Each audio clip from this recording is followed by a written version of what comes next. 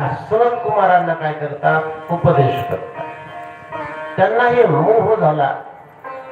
सनत कुमारांना सुद्धा त्या ठिकाणी विचारू लागले, म्हणते महाराज या कलियुगामध्ये काही सोपं नाही म्हटले. हा कलियुग म्हणजे काही एवढं सोपं नाही म्हटले. कारण कलियुगातील मानव जे आहेत ना ते दुराचारी बनले. कोणीही आचरणशील त्या ठिकाणी राहिलेलं नाही आहे. कोणीही त्या ठिकाणी भगवंताच्या भक्तीमध्ये तल्लीन राहिलेलं नाही आहे. आणि सर्व सर्व सर्व लोक त्या ठिकाणी काय करतात, स्वतःच हित ज्याच्यामध्ये आहे ना ती गोष्ट करतात. स्वतःचा स्वार्थ ज्या ठिकाणी आहे ना त्या ठिकाणी त्यांचा ते असणारा कार्य करतात म्हटले. पण यांचा उद्धार कसा होईल, याला भगवान परमात्म्याची भक्ती कशी घडेल, याला भगवान परमात्मा त्या ठिकाणी दर्शन घेईल का नाही, हा प्रश्न सुतजित्य शौनकादी ऋषींना त्या सुतजींना विचारू लागले. इकडे असे असणारे व्यासजी महाराजांना सनकादिक त्या ठिकाणी प्रश्न विचारू लागले. आणि त्या कैलास पर्वतावरती माझ्या भगवान शंकराला माझी माता पार्वती प्रश्न विचारू लागली.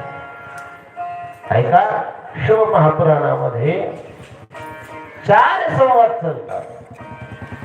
माता पार्वतीला भगवान शंकर शिवपुराण सांगतात. माता पार्वती प्रश्न करते देवाला, देवा हे जे तुमचे सर्व लेकर आहेत ना या पृथ्वी तलामध्ये जेवढे हे सगळे वावरतात ते तुमचे लेकर आहे. म्हणून यांचा उद्धार कसा होईल. आणि हे कलियुग आलेला आहे. कलियुगामध्ये स्वार्थापोटी सर्वजण जगणार आहेत. मग यांनी काय करावं असा प्रश्न विचारल्याच्या नंतर भगवान शंकर पार्वतीला सांगतात.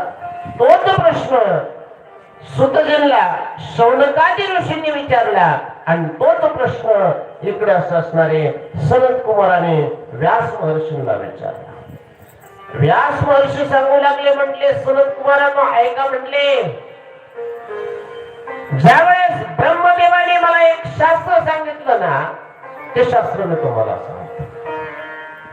जे शास्त्र ब्रह्मदेवाने मला सांगितलं, म्हटले ब्रह्मदेवाने शिवजीकडून ते शास्त्र श्रवण केलं आणि श्रवण करून ते शास्त्र मला सांगितलं तेच मी तुम्हाला सांगतो. म्हटले ऐका, एक वेळेस माता पार्वती विचारत असताना भगवान शंकर सांगू लागले, म्हटले हे पार्वती आता चिंता करण्याची गरज नाही. म्हटले कलियुगामध्ये ज्या वेळेस शिवपुराणाचा उदय होईल ना, ज्यावेळेस शिवपुराण त्या ठिकाणी उदयाला येईल, ज्यावेळेस गावामध्ये शिवपुराणाच्या कथा होऊ लागतील ना त्या टायमाला समजायचं की या कलियुगामध्ये सर्वजण उद्धाराच्या दिशेने चालू लागले. कारण शिवपुराण तुम्ही आम्ही कसं करता श्रवण करतोय, कसं करता श्रवण करण्याकरता बसलो आपण तुमचा आमचा उद्धार झाला पाहिजे, है की नाही, याच्या करताच ना. असा करा, कोणाकोणाला वाटतं आपला उद्धार व्हावा. मला तर वाटतं मी आता 2 हात वर केले, तुम्हाला कोणालाच वाटत नाही, कुणीच हात वर केला नाही, है की नाही. महाराज तुम्ही आम्ही जे श्रवण करण्याकरता आलत ना तर याच्यामध्ये एकच कारण आहे, काय की या संसारामध्ये आम्ही तप्त झालेला आहोत आणि भगवान शिव आमच्यावरती कशी कृपा करते. आम्ही ऐकलंय, म्हटले भगवंताला बेल वाहिलं की भगवान प्रसन्न होता. आम्ही ऐकलंय, म्हटले भगवंताला 1 लोटा जल जर अर्पण केलं तर भगवान परमात्मा आमच्यावरती कृपा करतात. महाराज ते आम्हाला सांगा, हे उद्धाराचं त्याचं तिथे शेवटच्या टायमाला पाहू म्हटले, है की नाही.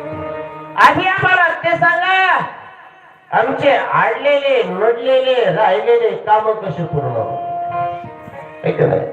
मग शिव भगवंताला माहिती होतं की जोपर्यंत यांचा स्वार्थ आहे ना, जोपर्यंत यांचा स्वार्थ याच्यामध्ये आहे ना, अहो तुम्ही आम्ही सोडा, एखाद्या लहान लेकराला जर तुम्ही म्हणलात बाया हे